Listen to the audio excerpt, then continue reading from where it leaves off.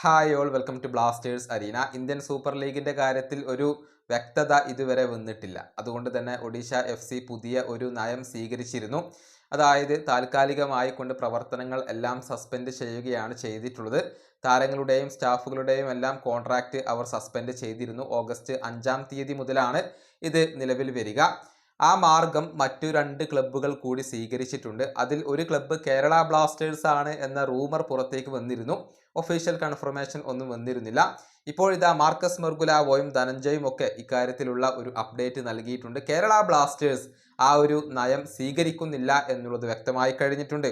അതായത് താരങ്ങളുടെയും സ്റ്റാഫുകളുടെയും contract suspend ചെയ്യാൻ Kerala Blasters ഇപ്പോൾ ആലോചിക്കുന്നില്ല. അത്തരത്തിലുള്ള തീരുമാനങ്ങൾ ഒന്നും എടുത്തിട്ടില്ല. ഒഡീഷയുടെ പാത പിൻപറ്റാൻ ഇപ്പോൾ അവർ ഉദ്ദേശിക്കുന്നില്ല എന്നുള്ളതാണ്. ക്ലബ്ബ് കളക്റ്റീവ് ആയിക്കൊണ്ടാണ് മറ്റു അറേഞ്ച്മെൻറ്റുകൾ നടത്തുക.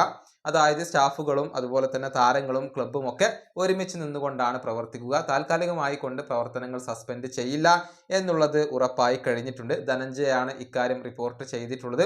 മാർക്കസ് മെർഗുലാവോയും ഇക്കാര്യം പറഞ്ഞിട്ടുണ്ട്. ഏതായാലും കേരള ബ്ലാസ്റ്റേഴ്സ് പ്രവർത്തനങ്ങൾ ഒന്നും അവസാനിപ്പിക്കുന്നില്ല.